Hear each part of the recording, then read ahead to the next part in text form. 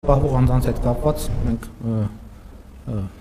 ամենօրյա աշխատանք ենք իրականացնում եւ բնականաբար ամեն օր մաքսիմալ ջանք ենք գործադրում, որպեսզի ունենան կոնկրետ արդյունքներ։ Իմ մոտեցումն այն է, քանի դեռ այդ արդյունքները չկան, դրանց մասին չեմ հայտարարում եւ երբ որ կլինի նաեւ հայտարարություն, ինչ վերաբերում է Եգիպտոսի այցին, իհարկե միջոցառումը աննախադեպ էր եւ ես շնորհակալություն եմ հայտնել Միացյալ Նահանգների նախագահին եւ Եգիպտոսի նախագահին հրավերի համար, մեծ պատիվ էր ինձ համար ներկա գտնվել այդ գագաթնաժողովին, մնացածն էլ ըստ էության տեսել եք։ Լրացուցիչ Ադրբեջանի նախագահի հետ շփումները կրում են պարբերական բնույթ, դրանից առաջ մենք Դուշանբեում ենք տեսնվել, դրանից առաջ Կոպենհագենում Եվրոպական քաղաքական համայնքի գագաթնաժողովի շրջանակում, այսինքն որտեղ մենք ներկա ենք լինում, մանավանդ օգոստոսի 8-ի հաստատված խաղաղությունից հետո այդ շփումները կրում են պարբերական բնույթ, ելի այդ շփումների արդյունքների մասին հայտարարություններ լինում են, այսինքն կան դեռ որևէ կոնկրետ հայտարարություն չի արվել, նշանակում է, որ աշխատանքային քննարկում է արդենից նախկինում արված հայտարարությունների շրջանակում։ Հաջորդ հարցը Անի Սահակյան մեդալիստը։ Թոշակները եւ աշխատավարձերը մնում են կայուն, բայց հարկային բեռը շարունակաբար ամեն նիստի ժամանակ եւ ընդհանրապես բոլոր հայտարարությունների ժամանակ լսում ենք, որ աճում է, նաեւ աճում են բազմաթիվ այլ խնդիրներ, աղքատության մակարդակը եւ այլն։ Չեք կարծում, որ սա խորացնում է սոցիալական անհավասարությունը, մինչդեռ դուք բարբերաբար հանդես եք գալիս, որ մենք պիտի պահենք սոցիալական ուղղվածությունը երկրի։ Նախ մեր քննարկած հարկային փոփոխությունները աշխատավարձերի վրա ազդեցություն չեն ունենում, եթե ունենում են դրական ազդեցություն են ունենում, ուզում եմ հիշեցնել, որ 2018 թվականի դրությամբ Հայաստանի Հանրապետությունում եկամտային հարկի երրաստիճան համակարգ էր գործում, 23% եկամտային հարկ, 25% եկամտային հարկ եւ 32, եթե թվերի մեջ սխալվեմ, կներեք, գուցե անգիր չհիշեմ, բայց երրաստիճան համակարգ էր։ Մենք դարձրինք համահարթ եւ հիմա Հայաստանում եկամտային հարկը 20% է։ Այսինքն այս առումով աշխատավարձերի վրա մենք եկամտային հարկը նվազեցրել ենք, այդ թվում ձեր ասած սոցիալական նկատառումներով։ Երկրորդը թոշակների հետ կապված մենք թոշակների ավելացման քաղաքականություն ենք որդեգրել եւ որդեգրում ենք այդ քաղաքականությունը, շարունակում ենք այդ քաղաքականությունը, բայց այդ քաղաքականությունը որոշակի տրանսֆորմացիայի է ենթարկվում, որտեղ մենք հենվում ենք նաեւ անհատական ջանքի գաղափարաբանության վրա, արդեն մի քանի տարի հաջողությամբ գործում է կենսաթոշակառուների կողմից անկանխիկ առևտրի դեպքում հետվճարի համակարգը, առաջիկայում այդ հետվճարի համակարգի վերադարձվող տոկոսային հատվածը ավելի կմեծանա եւ ես առիթ ունեցել եմ հայտարարելու, որ առաջիկայում սա լինելու է մեր շարունակական քաղաքականությունը, բայց թոշակառուների սոցիալական իրավիճակի հետ կապված ամենակարևոր նորությունը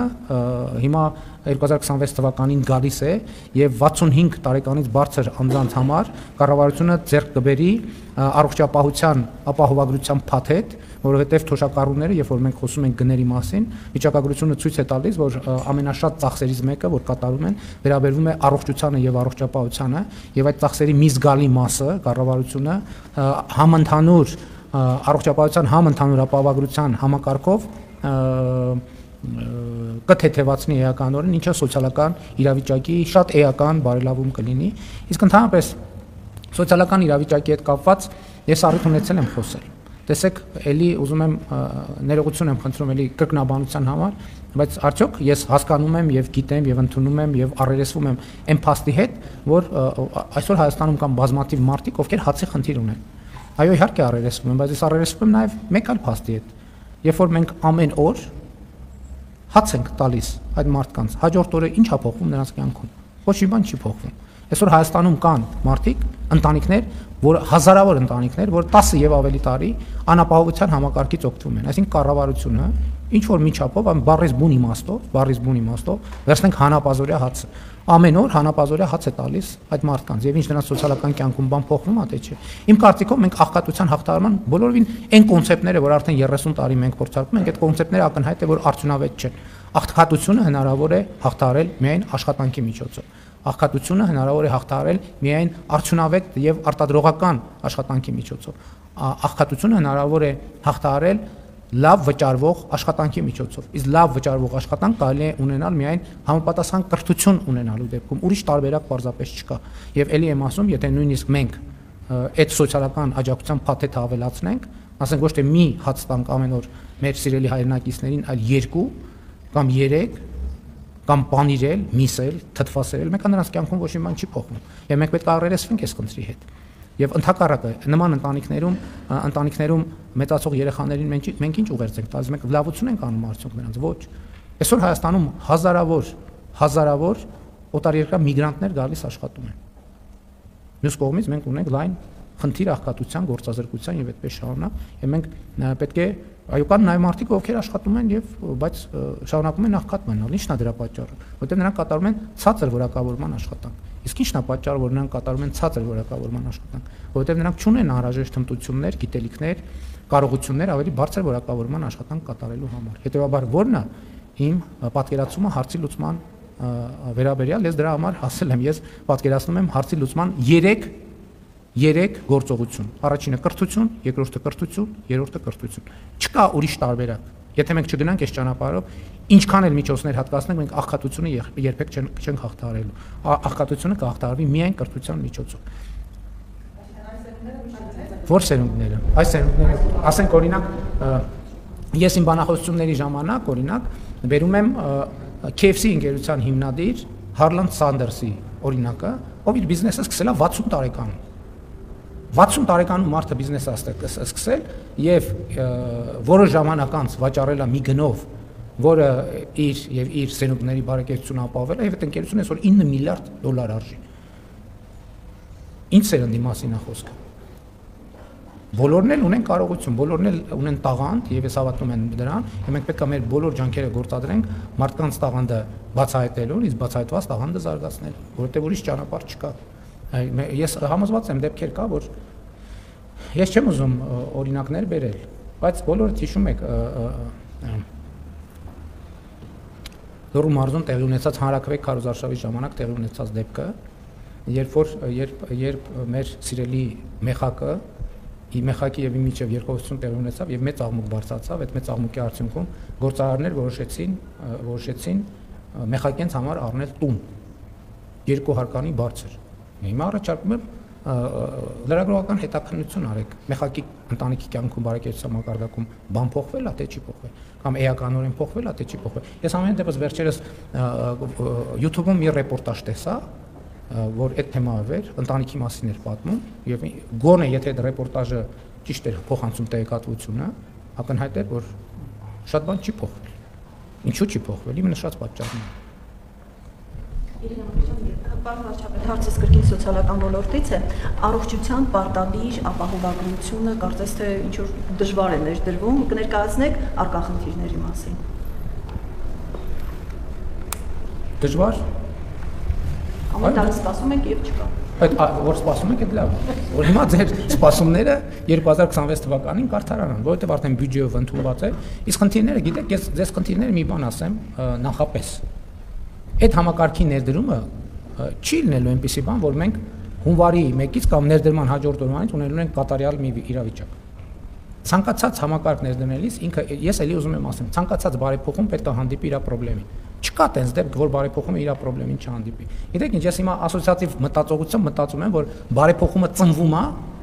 համատելով երեխայի ծննդյան հետ, ծնվում այն պահին, երբ որ հանդիպում է իր խնդրին։ Երեխան կյանք հաստանում, երբ որ սկսում է ինքնուրույն շնչել, չէ՞, սկսում է ինչ առաջինը լացում է, չէ՞։ Բարեփոխումն էլ է այդպիսի բան։ Ինքը լինելու է խնդիրներով։ Ինքն են չի լինելու, որ կատարյալ, իհարկե այլ բան, որ մենք հիմա աշխատում ենք եւ առողջապահության նախարարն է շատ ակտիվ հաղորդակցության մեջ է։ Ես հիմա մանրամասների մեջ չեմ մտնում, որովհետեւ ճիշտ կլինի, որ առողջապահության ոլորտի ներկայացուցիչները ներկայացնեն։ Ես իհարկե տիրապետում եմ ընդհանուր թեմային, բայց կարող են լինել մանրամասներ, որ ես ճիշտ չնկարագրեմ։ Բայց ամենակարևոր բանը, տեսեք, մենք փոխեցինք համակարգի անունը, իսկ սկզբանե պլանավորված էր, որ այն կոչվի տենց էր առողջապահության համապարփակ ապահովագրություն, եւ մենք հասկացանք, որ ուղերձը սխալ է տալիս, դա առողջապահության համապարփակ ապահովագրություն չէ, որովհետեւ բոլոր առողջապահական ծառայությունները չի մատուցում եւ ընդ որում, որպեսզի հիասթափություն չլինի կամ լինելիս մեջ չլինի, աշխարհում չկա պետական առողջապահական մի համակարգ, որը ծածկում է բացարձակապես ներառում է բոլոր առողջապահական ծառայությունները։ Հիմա մեր հաշվարկով նախնական մեր համակարգը ներառելու է առողջապահական երկրում գոյություն ունեցող ծառայությունների մոտավորապես 30%-ը, բայց այդ 30%-ը ծառայությունների ամենահաճախ օգտագործվող ծառայությունների 30%-ն են։ Այսինքն պատկերացնենք ոչ թե ծավալով, այլ դեպքերով։ Մենք ունենք 100 տող պայմանական հիվանդություն, մենք 100 տողի մեջ այս փուլում ներառելու ենք մոտավորապես, ես էլի եմ ասում, ես փորձագիտական մակարդակով չի իմ իմացությունը, գուցե մի քիչ շեղումներ ունեմ իմ թվերի մեջ։ Ունենք 100 տող հիվանդություն, մենք ներառելու ենք 30 տող հիվանդությունները, բայց այս 30 տող հիվանդությունները ամենահաճախ քաղաքացիների կողմից, այսինքն ամենահաճախ պատահող հիվանդություններն են, այսինքն 70 տողերում լինելու են դեպքեր, երբ որ սոցիալական ցանցերում մենք տեսնելու ենք, ասելու են կառավարությունը հայտարարեց, որ առողջության համընդհանուր, որովհետև բոլորը պետք է ապահովագրվեն, համակարգ է ներդրում, այ բայց մենք գնացինք, մեզ ասում են, որ պետք է վճարեք։ Այդպիսի դեպքեր լինելու են, բայց այն շատ մեծ տեսակարար կշիռը ամբողջությամբ քաղաքացին այլևս ծախս չի արելու, բացի առողջության ապահովագրության համար վճարումներից։ Ընդ որում գիտեք, որ մենք այստեղ էլ նաև այդ թվում հաստատված խաղաղության արդյունքում մենք նաև հնարավոր ենք համարել, որ մենք զինծառայողների ապահովության հիմնադրամի քաղաքացիների կատարվող վճարների, պարտադիր վճարների մի մասը նվազեցնենք եւ քաղաքացիների այն գումարը, որ իրենք հիմա վճարում են զինծառայողների ապահովության հիմնադրամին, այդ գումարները կուղենք, մի մասը կուղենք առողջապահության ապահովագրությանը։ Ու աշխատավարձի չափից կախված գիտեք, որ տարբեր չափերի վճարումներ են արվում, հետեւաբար իսկ մնացած մասը ինչ որ մեկ այլ հատված կծած այս տարի կառավարությունը կվճարի բոլորի համար եւ ամբողջ։ Մյուս տարվանից արդեն այդ նվազեցվող հատվածը զինծառայողների ապահովության հիմնադրամի կոմպենսացնի քաղաքացիների ծախսը եւ իհարկե նաեւ համընդհանուր հայտարարումից ստացվող սոցիալական կրեդիտներ կլինեն առողջապահության համար նախատեսված, որոնք քաղաքացիները կարող են ուղղել, բայց ելի այս դեպքում էլ չի լինի, որ ամբողջ ծախսը փակվեց, որովհետեւ կլինեն դեպքեր կախված աշխատավարձի չափից, որ ամսական 2000 դրամ, 3000, 4 կամ 5000 դրամ կամ չգիտեմ, գուցե դեպքերը կլինեն տարբեր, պետք կլինի լրացուցիչ վճարել։ Պարոն վարչապետ, 3 հարց ունեմ, քանի որ քիչ են գործընկերներից եւ ժամանակ եկա, եթե հնարավոր է 3-ին էլ ժամանակը 44 րոպե։ Եթե հնարավոր է։ Առաջինը, պարոն վարչապետ, Վաշինգտոնյան համաձայնություններից հետո Ադրբեջանի նախագահը եւ տարբեր պաշտոնյաներ օգտագործում էին Զանգեզուրի միջանցքի ձևակերպումը, դուք տարբեր հարթակներից, այդ թվում միջազգային արձագանքում եք, ակնկալում եք բարձրաբանում, թե ինչ են հասկանում այդ տերմինը օգտագործելով, հետո եղավ Կոպենհագենի հանդիպումը եւ կողմերը նույնաբովանդակ ձևակերպմամբ հայտարարություն տարածեցին TRIP-ի նախագիծ ձևակերպումը օգտագործելով, բայց դրանից հետո էլ շարունակվեց կրկին տերմինի կիրառումը Զանգեզուրի միջանցք ձևակերպմամբ, Ադրբեջանի նախագահը դա արեց թուրքական պետությունների կազմակերպության նիստում։ Ես ուզում եմ հարցնել, հնչեց նաեւ արձագանք, որ դա չի վերաբերվում Հայաստանի տարածքին։ Ես ուզում եմ դուք հստակեցնեք, որ դա չի վերաբերվում Հայաստանի տարածքին, սա արդյոք ադրբեջանական կողմի պարզաբանումն է, որ հայկական կողմը ակնկալում էր ստանալ։ Իրենք են ասել, որ դա Հայաստանի տարածքի մասին չէ։ Երկրորդ հարցը, պարոն վարչապետ, սահմանադրության փոփոխության հետ կապված Ադրբեջանը շարունակում է պարբերաբար հիշեցնել, որ Հայաստանը փաստաթղթի ստորագրման համար պետք է փոխի սահմանադրությունը։ Սահմանադրության փոփոխության հետ կապված եւ առհասարակ այս պահանջի հետ կապված դուք մշտապես պարզաբանել եք, որ չի պարունակում Հայաստանի սահմանադրությունը որևէ տարածքային պահանջ որևէ երկրի նկատմամբ եւ նախկինում նաեւ արձանագրել եք, որ եթե այս տրամաբանությամբ շարժվենք, ապա Ադրբեջանի սահմանադրությունն էլ տարածքային պահանջներ է պարունակում Հայաստանի նկատմամբ։ Հաշվի առնելով, որ այս արձանագրումը ձեր կողմից եղել է եւ Ադրբեջանը չի հրաժարվում իր այս օրակարգից, հնարավոր է ինչ որ փուլում Հայաստանը եւս բարձրացնի Ադրբեջանի սահմանադրության փոփոխության հարցը եւ մի ներքաղաքական հարց Սամվել Կարապետյանի ուժի հետ կապված, որը նոր դեռ պետք է ձևավորվի կարծես թե, բայց արդեն փորձագիտական տարբեր շրջանակներ կարծիքներ են հնչեցնում, որ այս ուժը չպետք է գրանցվի։ Դուք հետևել եք այս ուժի հետ կապված գործողություններին, գործընթացներին, տեսնում եք պատճառներ այդ ուժի չգրանցման համար։ Շնորհակալ եմ։ Առաջին հարցի հետ կապված մենք առաջին հարցի հետ կապված դուք ինքներդ հիշատակեցիք Կոպենհագենի հանդիպումից հետո երկու կողմերի կողմից տարածված հաղորդագրությունը։ Ես առաջարկում եմ, որպեսզի ամեն ինչ ճիշտ լինի, մենք հարցերը մեկնաբանելիս հենվենք ոչ թե բանավոր քննարկումների, այլ գրավոր թղթերի վրա, որովհետև մի կողմից այո, եղել են քննարկումներ եւ եթե չեմ սխալվում դրա վերաբերյալ էլ մենք տեղեկատվություն տվել ենք, մեկնաբանություն տվել ենք, որ այո, եղել է քննարկումներ։ Բայց ես չեմ ուզում բանավոր քննարկումների վրա հիմնվելով ձեր հարցին պատասխանեմ, որովհետև դրա համար կա տարածված երկու կողմերի կողմից պաշտոնական հաղորդագրություն։ Ինչը ասում է այդ պաշտոնական հաղորդագրությունը։ Հաղորդագրությունը ասում է, որ քննարկվել է կոմունիկացիաների հարցը եւ TRIP նախագիծը Հայաստանի Հանրապետության տարածքում։ Այսինքն երկու կողմերը այդպիսով արձանագրել են, որ Հայաստանի Հանրապետության տարածքում կա TRIP նախագիծ եւ հետեւաբար այս հենքի վրա մենք տալիս ենք ձեր հարցի պատասխանը եւ լրացուցիչ վերահաստատում ենք Հայաստանի Հանրապետության պաշտոնական դիրքորոշումը, որ Հայաստանի Հանրապետության տարածքում բացի խաղաղության խաչմերուկ եւ թրիփ ուղի նախագծերից ուրիշ նախագիծ չկա եւ չի կարող լինել եւ ես արդեն ասացի, որ հաղորդագրությունը տարածել են ովքեր Հայաստանի Հանրապետությունը եւ Ադրբեջանի Հանրապետությունը տարածել են Ադրբեջանի նախագահի եւ իմ հանդիպման արդյունքներով։ Էլի ուզում եմ ինչի եմ այսպես պատասխանում ձեր հարցին եւ նաեւ դրա հետ կապված բազմաթիվ հարցերի, հասկանում եք, որովհետեւ թեման ինքը անընդհատ քննարկվող է եւ ճիշտ սկզբունքը հենվել գրավոր թղթերի վրա, որպեսզի չպարզվի, որ որևէ մեկը այսպես է ասել, թե այնպես է ասել, այսինքն ինչ որ թղթի վրա գրված է, ինչ որ մեկը ասել է, մյուսը լսել է, գուցե թե ինչ որտեղ ինչ որ մի բան ճիշտ չի ձևակերպվել, մյուսը ճիշտ չի հասկացել, արձանագրված է թղթի վրա եւ ընդհանուր առմամբ ես կարող եմ ասել, որ գոհ եմ նաեւ Կոպենհագենի մեր քննարկումներից եւ ընդհանրապես մեր շփումներից եւ ընդհանրապես խաղաղության ինստիտուցիոնալացման ճանապարհին կատարվող աշխատանքներից։ Հարգելի գործընկերներ, սիրելի ժողովուրդ, ես ուզում եմ եւս մեկ անգամ արձանագրել,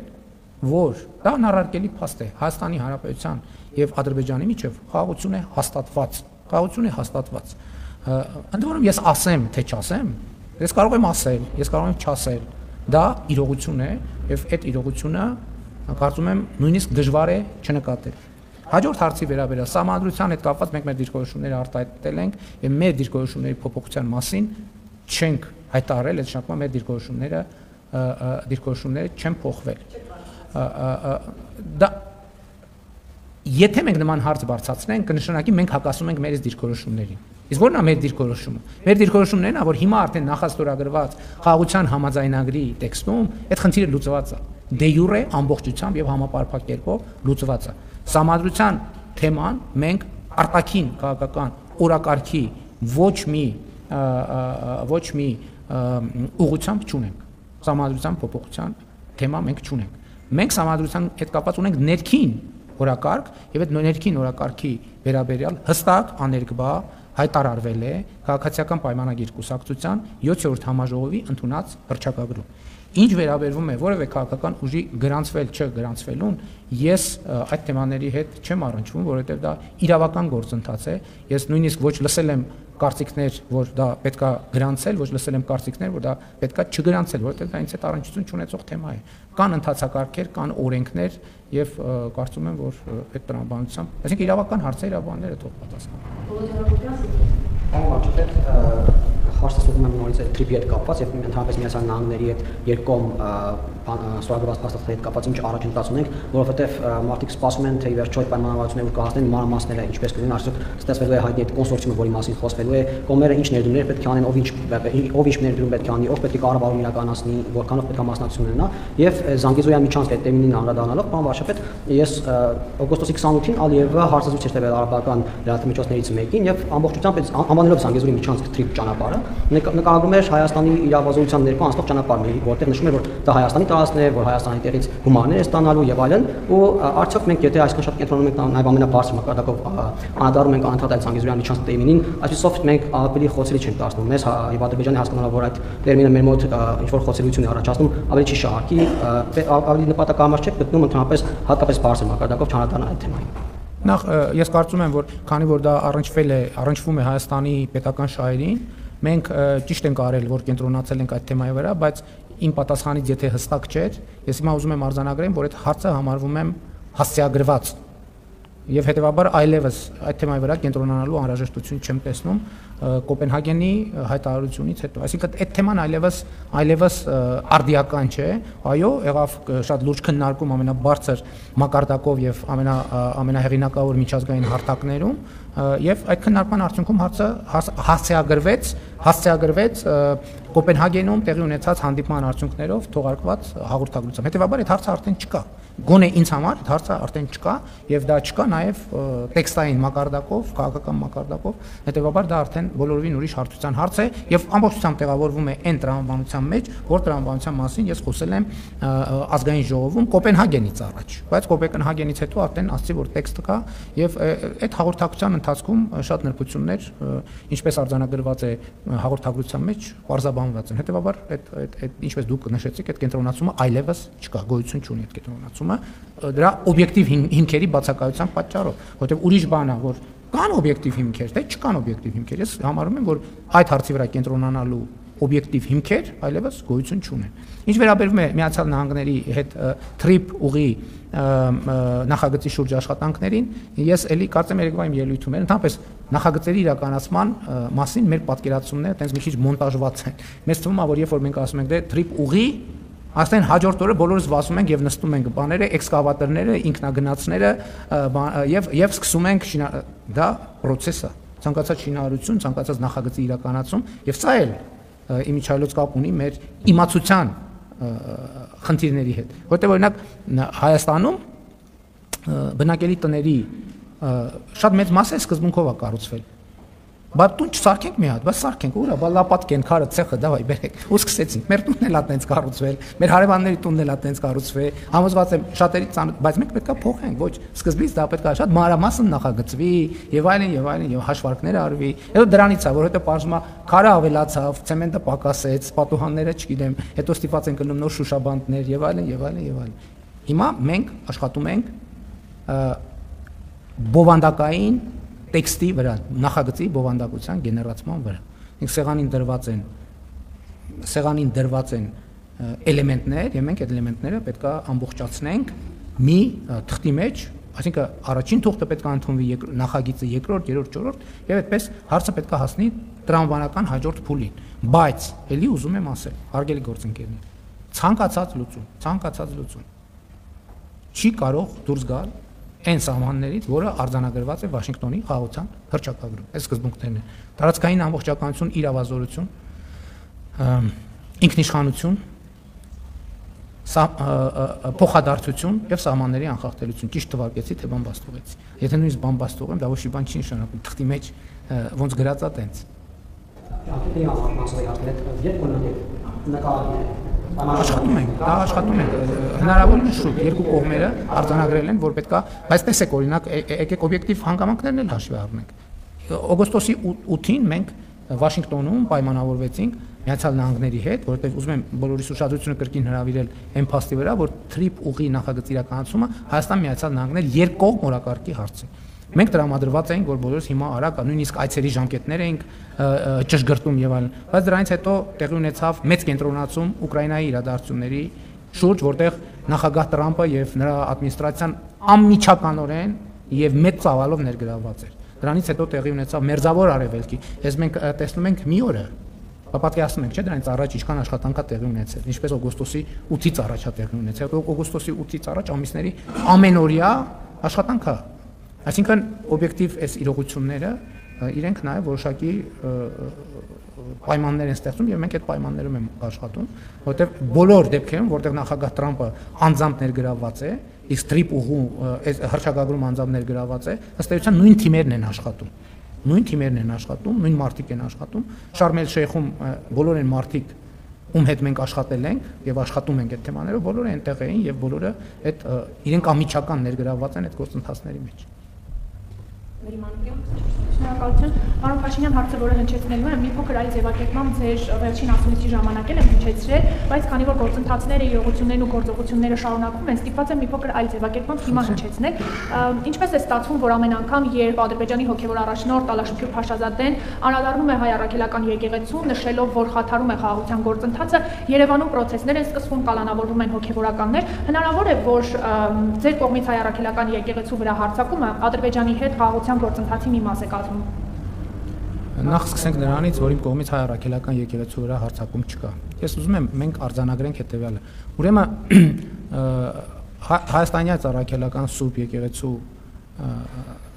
թղթերում որովհետեւ գրած չի, որ կաթողիկոսի պաշտոնում գտնվող անձը եւ եկեղեցին նույնական են։ Որովհետեւ գրված չի, որ եպիսկոպոսը եւ եկեղեցին նույնական են։ Հայաստանյան առաքելական եկեղեցու պատմության մեջ եղել են մի շարք, եթե ոչ բազմաթիվ դեպքեր, երբ օրինակ կաթողիկոսը պաշտոնանկ է արվել, հրաժարական է տվել եւ գնացել։ Այսինքն իսկ ի՞նչ է տեղի ունեցել դրանից հետո։ Դրանից հետո ի՞նչ է տեղի ունեցել։ Մենք դրա արդյունքում եկեղեցին փլուզվել է, ոչ չի փլուզվել։ Էլ չեմ ասում նախկինում Հայաստանում դեպքեր եղել են, երբ որ եպիսկոպոս քրեական պատասխանատվության է ենթարկվել եւ տարիներ է անցկացրել բանտում։ Հիմա իմիջիայլոց, եթե ես իմ լրագրողական տարիներից եմ դա հիշում, բայց ես հասկանում եմ, որ մեր իրականության մեջ այդ հիշողությունը չկա։ Քրեական օրենսգրքով առնվազն կալանավորվել է եւ երկար ժամանակ, չգիտեմ դատավճիռ եղել է թե չէ։ Եթե չեմ սխալվում, նույնիսկ անունը կարող է հիշեմ։ Կարծեմ կարծեմ Ասողիկ Սրբազան եւ Ասողիկ եպիսկոպոսը կալանավորվել է քրեական օրենսգրով եւ դա ինչ է տեղի ունենում։ Ինչ վերաբերվում է ձեր հարցին, որ հնարավոր է, ոչ հնարավոր չի։ Որտեղ նման բան չի կարող տեղի ունենալ։ Հիմա եթե դուք ես անկեղծ ասած դուք եք հետևում, ես չեմ հետևում Ադրբեջանի հոգևոր առաջնորդի հայտարարություններին եւ ես բան չունեմ ասելու, ես գուցե շատ մեծ թերություն է, բայց ես չեմ հետևում։ Նույնիսկ միջազգային հարթակներում Ադրբեջանի հոգևոր առաջնորդի արած հայտարարություններին եւ եթե ուզում եք որևէ գործողություն համադրել որևէ այլ գործողության մեջ, ասենք այսօրվա իմ բրիֆինգը կարող է համընկնել տասնյակ իրադարձությունների հետ Ադրբեջանում, Թուրքիայում, Իրանում, Ռուսաստանում, Վրաստանում, Միացյալ Նահանգներում, Մերձավոր Արևելքում, Իսրայելում, Գազայի գոտում, Պաղեստինում, ուր ասեք, Ալժիրում, Նամիբիայում, Անգոլայում, Ավստրալիայում, նույնիսկ Անտարկտիդայում եւ Հյուսիսային Բևեռում, նույնիսկ Մեծ Բրիտանիայում եւ Նոր Զելանդիայում, նույնիսկ Սինգապուրում եւ Ճապոնիայում, նույնիսկ Նորվեգիայում եւ Շվեդիայում, բազմաթիվ իրադարձություններ։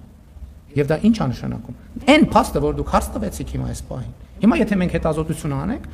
կհամընկնի մեծ հավանականությամբ, գուցե Ադրբեջանի հոգևոր առաջնորդի կամ որևէ հոգևոր գործչի որևէ գործողության հետ։ Հիմա մենք փորձենք գտնել Ադրբեջանի որևէ падգամավորի որևէ գործողության հետ։ Ադրբեջանի կառավարության որևէ ներկայացուցչի որևէ գործողության հետ։ Եվ դրանից հետո դուք ստիպված կլինեք պարզաբանել։ Այն հարցը, որ դուք այստեղ տվեցիք, արդյոք կապ ունի, ասենք, Ադրբեջանի որևէ մզկիթի հոգևոր ծառայողի արած որևէ հայտարարության հետ։ Կամ կարող է պարզվի նամազի ժամ էր հիմա։ Այն պահին, երբ որ դուք հարցը տվեցիք, աշխարհի հազարավոր մզկիթներում կամ գուցե հարյուրավոր մզկիթներում հայտարարվեց նամազի մեկնարկ եւ կարող է հնչել հարց. իսկ ձեր հարցը արդյոք պատահական համընկավ նամազի մեկնարկի հետ։ Ես ոչ թե ուզում եմ ձեզ հակադարձել, ես ուղղակի ուզում եմ ցույց տալ ձեզ, որ եթե որևէ մեկը ուզենա գտնել համընկումներ ձեր հարցի, հա, էտել է, չէ, բան, մեկ էլ ասում են, հա, այս փոխ էս ինչ գույնի է, որ ձեր հագուստը, ձեր այն որ հիմա ձեր ցախ ականջին ականջակալ կա, իսկ կարող է Ադրբեջանից զանգել են, հուշում են, ասում են, այ հիմա կամ չգիտեմ, Ադրբեջանից չէ, Նոր Զելանդիայից կամ ինչ որ երկրի հատուկ ծառայություն է, հասկանում եք։ Ներողություն եմ խնդրում, իմ այդ թերության համար ես ձեզնից ներողություն եմ խնդրում, որ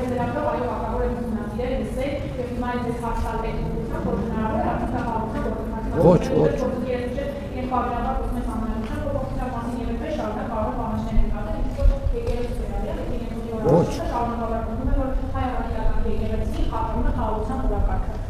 ամենայն հարգանքով ես չեմ վիճարկում ձեր հարց տալու իրավունքը։ Ես ձեր հարցին պատասխանում եմ ոչ եւ հիմնավորում եմ թե ինչու ոչ։ Շնորհակալություն, պարոն վարչապետ, դուք լրագրողին պատասխանելիս ասում եք կարող է ձեր հարցնել համընկնի Ադրբեջանում այս պահին անցկացվող նամազի հետ, բայց մենք տեսնում ենք, որ ձեր քննադատությունները ուղղված ամենայն հայոց կաթողիկոսների մյուս հոգևորականներին համընկնում է իրավապահների գործողությունների հետ։ Լրագրողը այս դեպքում Ադրբեջանում նամազ անցկացնելու հետ կապված լիազորություններ չունի, բայց դուք ԱԱՑ-ին մյուս իրավապահ համակարգին ի պաշտոնե ցուցումներ տալու լիազորություններ ունեք։ Հիմա այստեղ հարց է առաջանում, արդյոք դուք ձեր այս քաղաքական հայտարարություններից հետո են այդ գործողությունները իրավապահները իրականացնում, թե ոչ, եւ ընդդիմությունը իրեն զգում է 37 թվում, ասում է հիմա տեղի ունենում այն, ինչ 37 թվին էր տեղի ունենում, դուք սա ինչպես եք մեկնաբանում։ Ну, ես զարմանքով արձանագրեցի, որ մեր ընդդիմության մեջ կան մարդիկ, ովքեր 37 թիվը տեսել են եւ նույն զգացողությունները ունեն։ Գիտեք, ես այն քննադատությունները, որ հնչեցրել եմ, այդ քննադատությունների նմանվող քննադատություններ ես հնչեցրել եմ դեռևս 1995 թվականից եւ գուցե մի փոքր ավելի վաղ ժամանակից։ Մենք ձեր հարցի համար կա շատ կոնկրետ մեթոդաբանություն։ Հիմա այդ գործողությունները նախ ես բացառում եմ, պարզապես բացառում եմ, որ այն գործընթացները, որոնք տեղի են ունենում եւ որոնց մասին հայտարարվում է, դրանք որևէ կերպ դուրս լինեն իրավական ընթացակարգերի եւ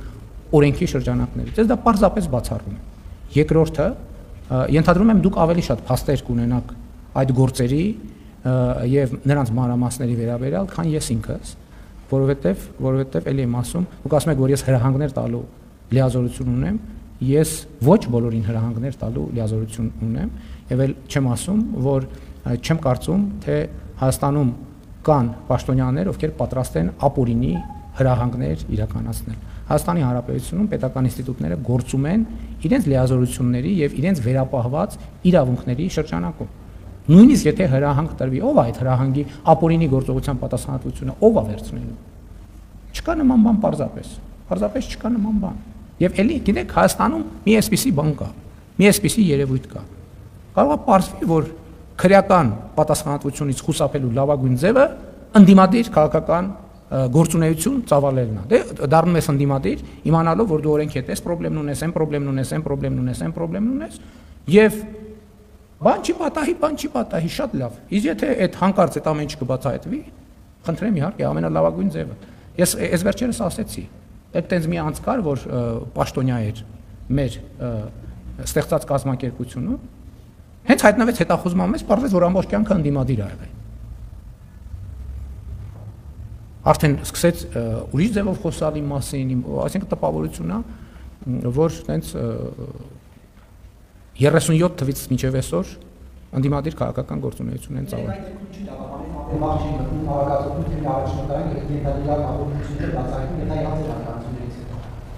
Ենթադրում եմ, բայց ես երեք լուրերի թողարկումն եմ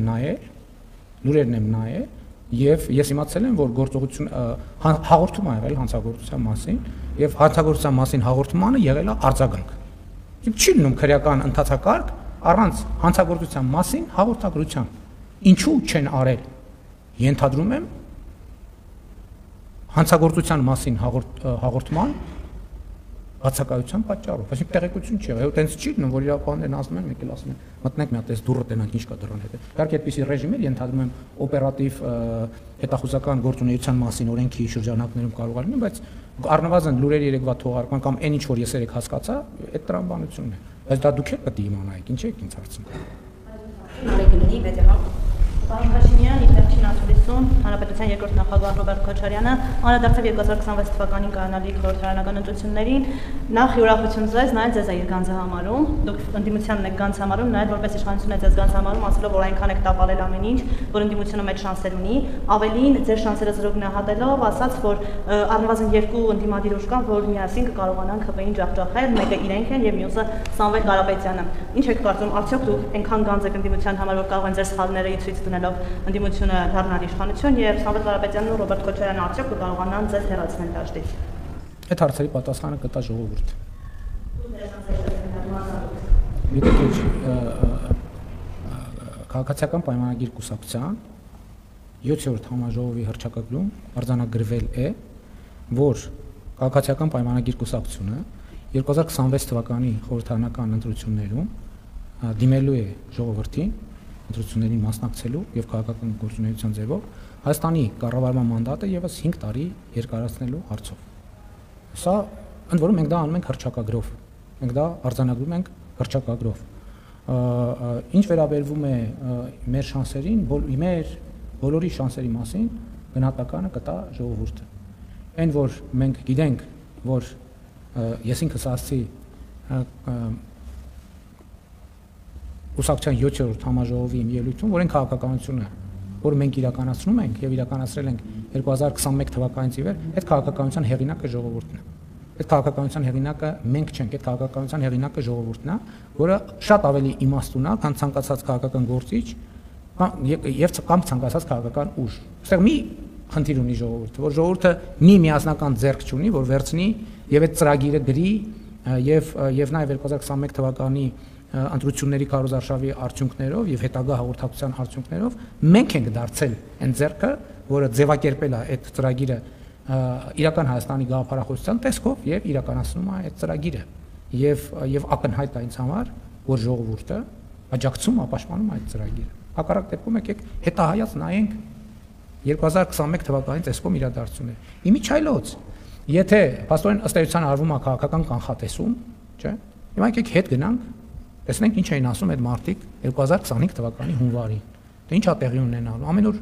գուժում էին, որ պատերազմա լինելու եւ այլ եւ այլ։ Ես ինչ էի ասում։ Ես ասում եի Հայաստանի եւ Ադրբեջանի միջեւ չի լինելու պատերազմ, լինելու է խաղաղություն։ Գնանք 2024 թվականի հունվար, տեսնենք ինչ էին ասում։ Այսինքն, ինչի համար եմ ասում։ Ասում եմ, որպեսզի դուք գնահատեք ոմանց կանխատեսելու ընդունակություններ։ Իրանք 2021 թվականի ընտրություններին էլ էին այդ ասում, այդ չէին ասում։ Ասում էին, որ ձեր նշած անձը ասում էր, որ իրենք ասում են, որ պարտվելու են ընտրություններին։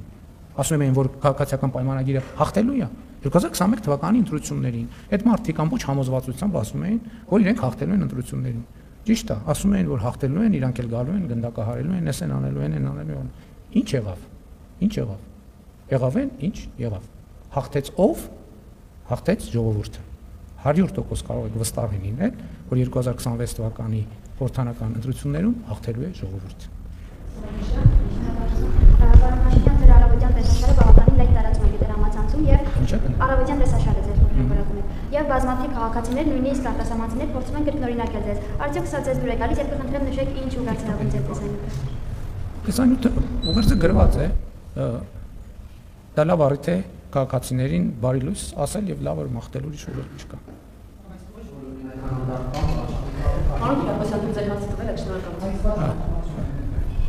Գիտեք, նրանք ովքեր դարդոտված են, նրանք նույնպես կարող են օգտվել